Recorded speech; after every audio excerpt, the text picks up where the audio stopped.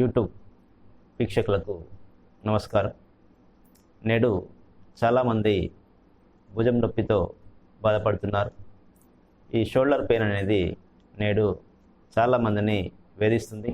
ఒకప్పుడు ఈ భుజం నొప్పి అనేది వృద్ధాప్యంలోనే కనిపించేది. కానీ నేడు మారిన జీవన విధానంలో వయసుతో నిమిత్తం లేకుండా ఈ సమస్య అనేది చిన్నపిల్లల నుండి పెద్దవాళ్ళ వరకు వస్తూ ఉంది.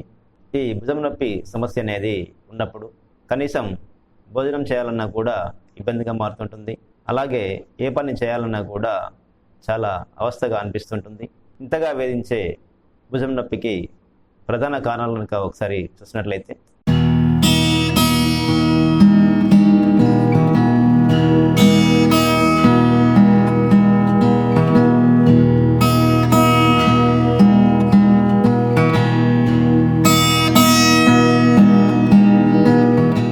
భుజంలో ఎముక అనేది అరుగుదల వల్ల కూడా ఈ సమస్య అనేది వస్తుంటుంది. అలాగే ఏదైనా ఇంజ్యూరీస్ జరిగినప్పుడు కూడా ఈ సమస్య వస్తుంటుంది. అలాగే కొన్ని రకాల ఇన్ఫెక్షన్స్కు గురైనప్పుడు కూడా ఈ సమస్య అనేది ఎదుర్కోవాల్సి వస్తుంటుంది.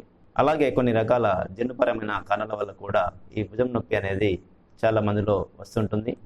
అలాగే ఈ భుజం ఎముకలో కార్టిలేజ్లో వచ్చే మార్పుల వల్ల కూడా ఈ భుజం నొప్పి అనే సమస్య అనేది వస్తుంటుంది. ఇలా కొన్ని ప్రధాన కారణాలను ఈ భుజం నొప్పిలో చూడవచ్చును. భుజం నొప్పి వచ్చినప్పుడు లక్షణాలు కనుక ఒకసారి చూసినట్లయితే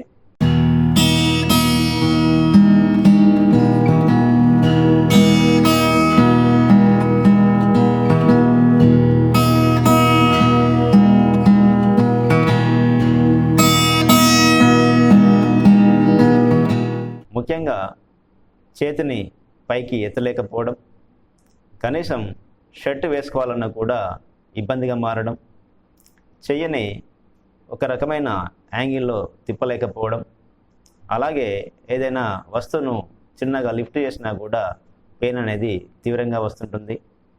కొన్ని సందర్భాల్లో డోర్ను సైతం లాగలేకపోవడం, అలాగే రైటింగ్ కూడా సరిగా చేయలేకపోవడం అనేది చూడవచ్చును. ఈ భుజం నొప్పి తీవ్రత ఉన్నప్పుడు నిద్ర కూడా డిస్టర్బ్ అవుతుంటుంది.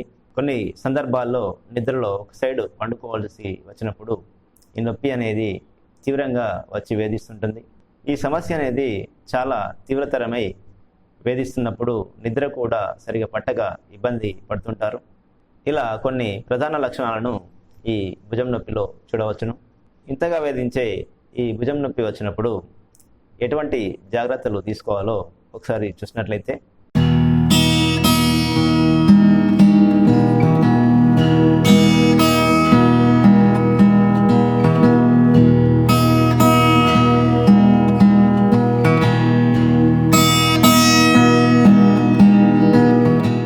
ముఖ్యంగా భుజం నొప్పి వచ్చినప్పుడు నిర్లక్ష్యం అనేది చేయకుండా వెంటనే డాక్టర్కు చూపించుకొని సలహా మేరకు మందులు వాడుకోవడం అనేది తప్పనిసరిగా భావించాలి. ఎప్పుడైతే ఈ సమస్యను నిర్లక్ష్యం చేస్తుంటామో ఈ సమస్య మరింత తీవ్రమై వేధిస్తుంటుంది. ఆదిలోనే ఈ సమస్యను కనుక పరిష్కరించుకున్నట్లయితే త్వరగా ఈ సమస్య నుండి బయటపడవచ్చును. ముఖ్యంగా సమస్య వచ్చినప్పుడు ఎక్కువగా వెయిట్స్ అనేటివి లేపడం అనేది చేయకూడదు. అలాగే ఆండ్రాయిడ్ ఫోన్స్ కానీ కంప్యూటర్స్ కానీ సాధ్యమైనంత వరకు తక్కువగా వాడుకోవాలి. ఎక్కువగా కంప్యూటర్స్ వాడడం వల్ల కూడా ఈ సమస్య అనేది మరింత తీవ్రమై వేధిస్తుంటుంది. జర్నీస్ కూడా ఈ సమస్య ఉన్నప్పుడు తక్కువగా చేసుకోవడం మంచిది. ఎప్పుడైతే ఈ భుజం నొప్పి సమస్య ఉంటుందో సాధారణంగా పెయిన్ కిల్లర్స్ అనేటివి అతిగా వాడటం చేస్తుంటారు. ఈ నొప్పుల గోళీలు వాడినప్పుడు ఈ పెయిన్ అనేది తాత్కాలికంగానే తగ్గుతుంది. మరలా ఈ పెయిన్ కిల్లర్స్ అనేటివి వాడిన వెంటనే ఈ నొప్పి అనేది మరలా వచ్చి వేధిస్తుంటుంది. ఎక్కువగా పెయిన్ కిల్లర్స్ వాడడం వల్ల కడుపులో మంట, ఎసిడిటీ అనే సమస్యలు వస్తుంటాయి. కావున అతిగా పెయిన్ కిల్లర్స్ వాడకపోవడం అనేది చాలా మంచిది. భుజం నొప్పి వచ్చినప్పుడు ఫిజియోథెరపీ కానీ లేదా భుజానికి సంబంధించిన కొన్ని ఎక్సర్సైజ్ కానీ చేయడం వల్ల ఈ సమస్య అనేది త్వరగా తగ్గుతుంది. ఈ యొక్క భుజం నొప్పికి హోమియో వైద్యంలో ఎటువంటి మందులు ఉన్నాయో ఇప్పుడు తెలుసుకునే ప్రయత్నం చేద్దాం. హోమియోపతి మందులను వ్యాధి లక్షణాలు మరియు మానసిక శారీరక లక్షణాలను దృష్టిలో ఉంచుకొని ఎంపిక చేసుకోవడం అనేది జరుగుతుంది. ఇలా ఎంపిక చేసుకున్న మందులను వాడుకున్నప్పుడు వ్యాధి అనేది త్వరగా నయమవుతుంది. భుజం నొప్పికి ముఖ్యంగా మందులు చూసినట్లయితే మొదటగా బ్రయోని అనే మందును తీసుకున్నట్లయితే వీరికి భుజంలో కదలికల వల్ల బాధలు ఎక్కువ అవుతుంటాయి. విశ్రాంతి వల్ల తగ్గుట ఈ మందులో గమనించవచ్చును. అలాగే వీరికి దహం ఎక్కువగా ఉంటుంది. అయినప్పటికీ మలబద్ధకం సమస్యతో బాధపడుతుంటారు. మలము గట్టిగా వస్తుంటుంది. వీరు మానసిక స్థాయిలో ఎప్పటికీ ఇంటిపైనే దృష్టి ఉంటుంది. ఇంట్లో ఎవరైనా బయటికి వెళ్ళినా కూడా వీరు వారిపైనే దృష్టి ఉంచుకొని ఎప్పుడు ఇంటికి వస్తారో అనే బెంగతో ఉంటారు. ఇలాంటి లక్షణాలు ఉండి భుజం నొప్పితో బాధపడే వారికి ఈ యొక్క బ్రయోని అనే మందును వాడుకొని ప్రయోజనం పొందవచ్చును. అలాగే మరి యొక్క మందు రస్టాక్స్. భుజం నొప్పి మొదటి కదలికలో ఎక్కువగా ఉండి తర్వాత కదలికలలో నొప్పి తీవ్రత అనేది తగ్గుతూ ఉంటుంది. ఇలాంటి లక్షణం ఉన్నప్పుడు ఈ రస్టాక్స్ అనే మందు చాలా బాగా పనిచేస్తుంటుంది. అలాగే వీరికి రాత్రిపూట బాధలు ఎక్కువగా ఉంటాయి. చల్లటి తేమతో కూడిన వాతావరణం వీరికి అసలే సరిపడదు. అనుకోకుండా భుజం బెనుకుట వల్ల వచ్చే నొప్పి కూడా ఈ రస్టాక్స్ అనే మందు చాలా బాగా పనిచేస్తుంది. ఈ మందు ఇటువంటి లక్షణాలు ఉన్నప్పుడు వాడుకున్నట్లయితే భుజం నొప్పి తీవ్రతను తగ్గిస్తుంది. అలాగే మరి యొక్క మందు హైపరికం. భుజపు టెముక మధ్య సులువుగా కదిలేందుకు ఉపయోగపడే కార్టిలేజ్లో వచ్చే మార్పుల వల్ల నాడులు ఒత్తిడికి గురై వచ్చే భుజం నొప్పి తీవ్రతకు ఈ హైపరికం అనే మందు చాలా బాగా పనిచేస్తుంది. అలాగే ఎడమ చేతికి లేదా కుడి చేతికి నొప్పి వ్యాపిస్తున్నప్పుడు ఈ యొక్క మందు వాడుకొని ప్రయోజనం పొందవచ్చును. అలాగే మరి యొక్క ముఖ్యమైన మందు ఆర్నిక.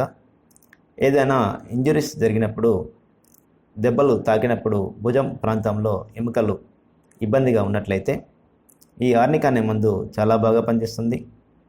అలాగే సడన్గా ఏదన్నా పట్టుకున్నప్పుడు బెనకడం వల్ల కానీ వచ్చే నొప్పికి ఈ ఆర్నిక అనే మందు వాడుకొని ప్రయోజనం పొందవచ్చు.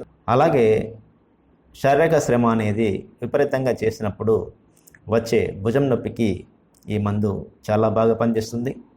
ఇలాంటి లక్షణాలు ఉన్నప్పుడు ఈ ఆర్నిక అనే మందు వాడుకొని ప్రయోజనాన్ని పొందవచ్చును. అలాగే మరి యొక్క ముఖ్యమైన మందు మెర్క్సాల్.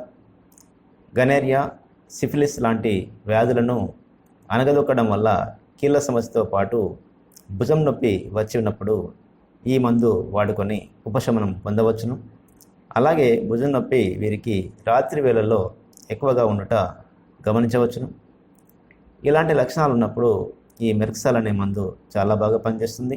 ఈ మందులే కాకుండా రూటా, కాల్కేరియా కార్బ్, సల్ఫర్, క్యాలికార్బ్, కోలోసింత్, మ్యాగ్పాస్, సింఫైటినం వంటి మందులను లక్షణ సముదాయాన్ని అనుసరించి వాడుకున్నట్లయితే భుజం నొప్పి నుండి విముక్తి పొందవచ్చును. ఇలా హోమియోపతి వైద్యంలో చాలా మందులు ఉంటాయి. ఏదైతే మందును ఎంపిక చేసుకుంటామో ఆ మందును 200 పొటెన్సీలో వారంలో మొదటి 2 రోజులు ఉదయం సాయంత్రం 1 డోస్ చొప్పున సుమారు 3 నుంచి 4 వారాల పాటు వాడినట్లయితే ఈ భుజం నొప్పి సమస్య అనేది చాలా వరకు తగ్గుముఖం పడుతుంది. ఒకవేళ సమస్య కనుక తగ్గకుండా మరీ వేధిస్తుంటే దగ్గరలో ఉన్న డాక్టర్ సలహా మేరకు మందులు వాడుకోవాల్సి ఉంటుంది. ఒకవేళ సమస్య కనుక తగ్గిపోయినట్లయితే వెంటనే మందులను ఆపేయాల్సి ఉంటుంది. ఇలా కొన్ని జాగ్రత్తలు కనుక తీసుకుంటూ మందులను వాడినట్లయితే ఈ భుజం నొప్పి సమస్య నుండి త్వరగా విముక్తి పొందవచ్చును. మరి యొక్క ఆరోగ్య సమస్య గురించి వచ్చే ఎపిసోడ్లో తెలుసుకునే ప్రయత్నం చేద్దాం. నమస్కారం.